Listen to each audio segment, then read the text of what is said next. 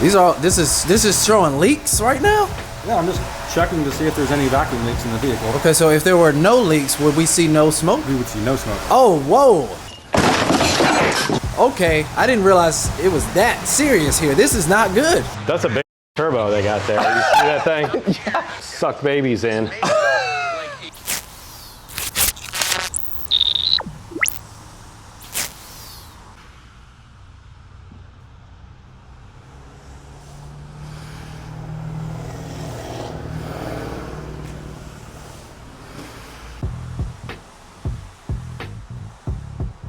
Car started to stumble, runs really rough, obviously. Check engine lights on. It has been on for like 2 years. I think it's about time to fix it. So it can be fixed? I mean, how many faults do you have on this thing? Oh, let's go check. Oh boy. DME, fuel trim, bank 1, bank 2, tank level sensor, fuel trim permissible. So basically, misfire faults. This thing just got, it's got a bad thermostat. I'm kind of concerned for your safety there, John, huh? Yeah, I'll make it home. Be concerned for your own safety, Jay, driving on the road. You're right. That's right. My goodness. So we have fuel trim permissible range exceeded. So the first thing I'm going to do when I get this fault is I'm going to throw a smoke machine on the car and see if there's any leaks. Yeah? Does this thing have any leaks? Yeah? Ah, looks like it's on fire, dude. This is showing leaks right now? Yeah, I'm just checking to see if there's any vacuum leaks in the vehicle. Okay, so if there were no leaks, would we see no smoke? We would see no smoke. Oh, whoa. Okay, I didn't realize it was that serious here. This is not good. Why are you so calm? Oh man, hey look, you know more than I do. The beautiful thing is you can fix it. It can be fixed.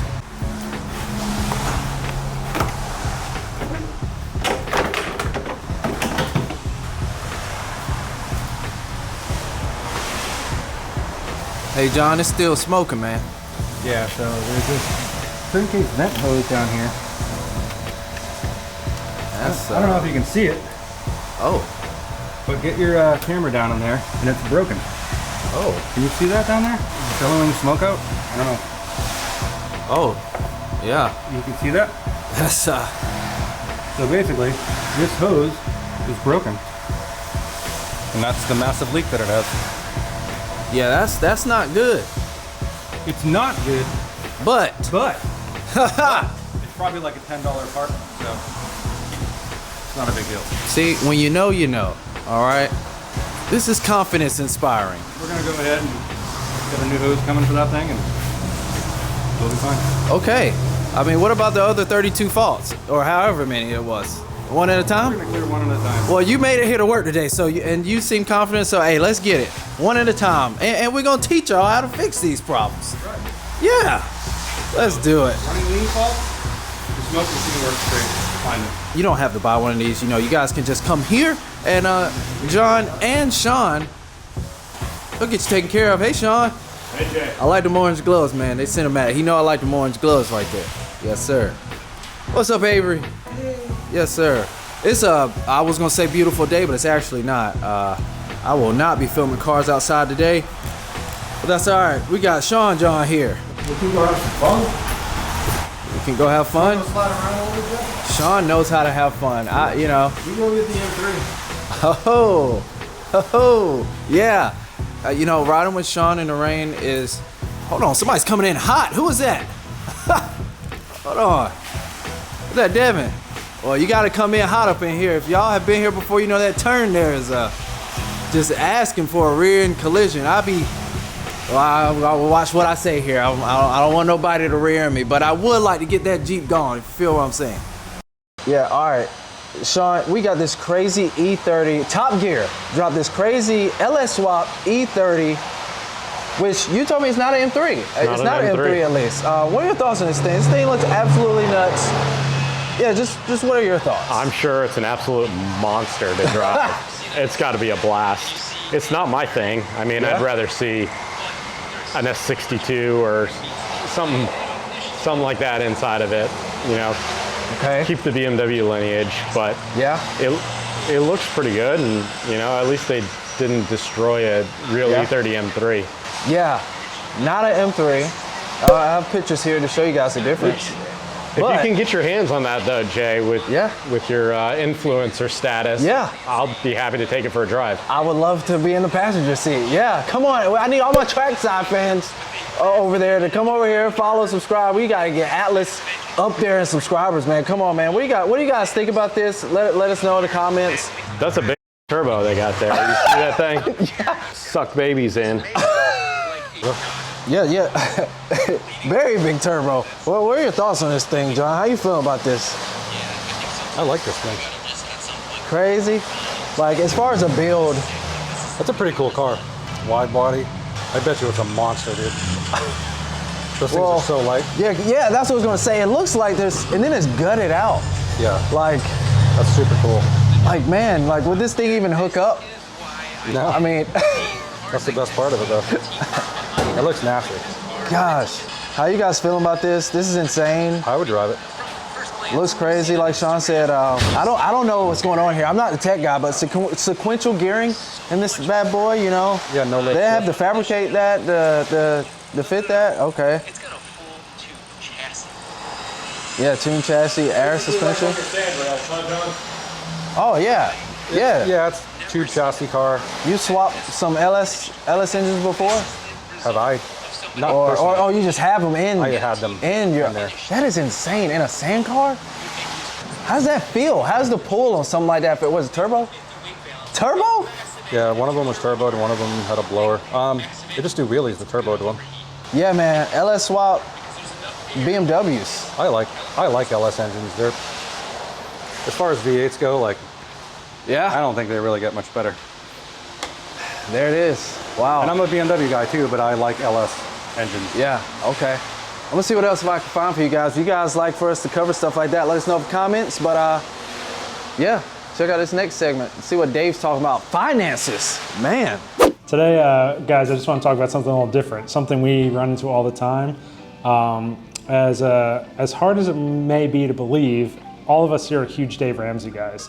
Even though we sell BMWs, Dave, we're not financial advisors, so take this with a grain of salt. We just are around cars enough. We're around big financial decisions, because outside of a home, a car is usually one of the biggest purchases people make. So we want to make sure that our customers are buying something that's going to serve them well long term. A lot of questions we get, a lot of things we deal with. We're dealing with a lot of cool cars, which comes with egos, comes with people making decisions they probably shouldn't make, that put them in a bad place long term. People are always talking to us, what if I did that, what if I did this? So we did something.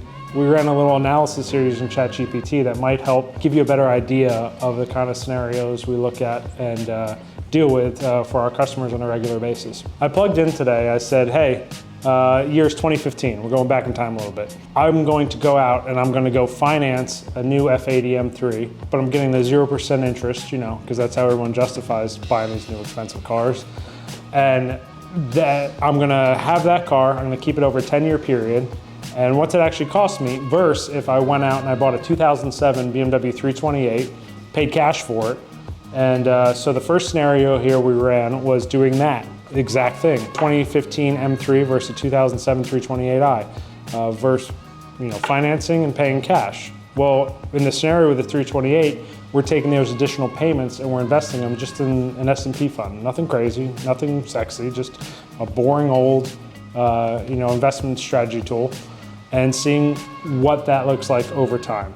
So in this first scenario, over the 10 years of keeping the 07 328 versus the 15 M3, it ends up being almost $100,000 difference in what you're left with at the end of the 10 years.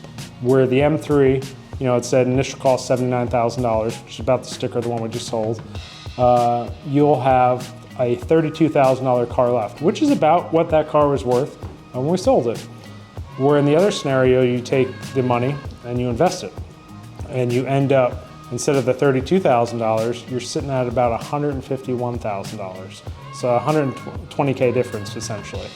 Now, in reading this, ChatGPT came back and said, hey, let's look at actual cost of ownership. Let's look at depreciation. Let's look at insurance, maintenance and repairs, fuel, and the investment side. Let's look at these a little more in depth. So we did. We plugged it in and said, hey, tell us what you think on this.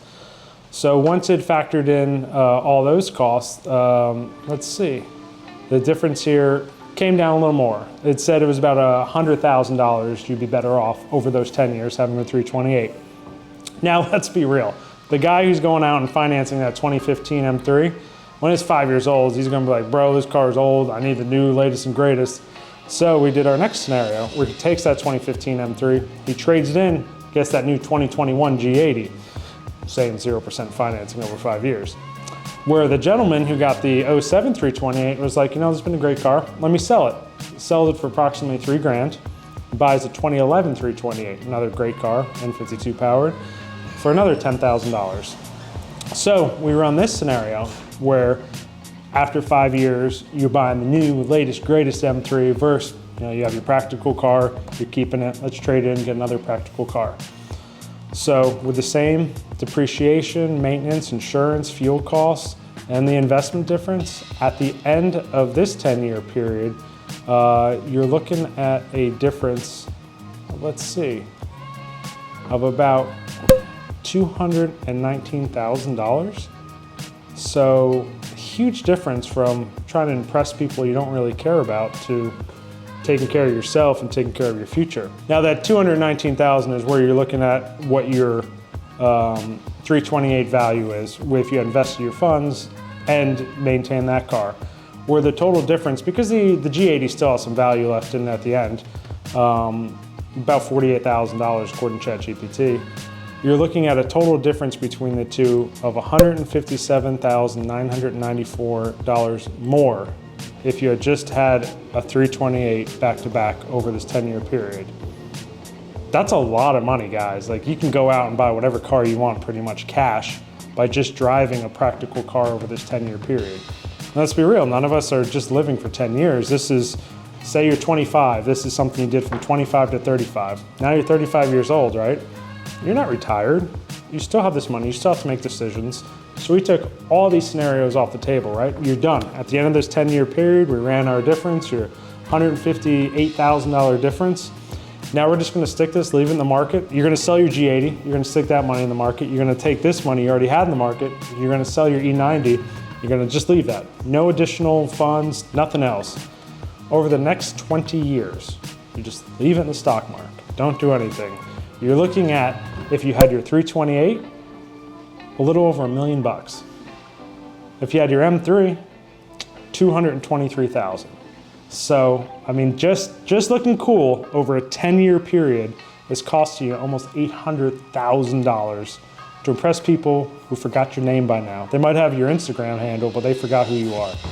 So, guys, like I said, I'm not a financial advisor. This is just me plugging into ChatGPT and showing you how little decisions and caring about yourself and caring about what other people think about you can make a huge difference in your financial future. Boom. That was great. Thank you guys for watching the video. If you guys are nearby, come check me and Dave out. We go to Triangle Fellowship Church in the Morrisville area. And if you're nowhere near us, we just encourage you to find a church near you. And oh, looks like we got some more videos over there. So why don't you go ahead and check those out. We'll see you over there.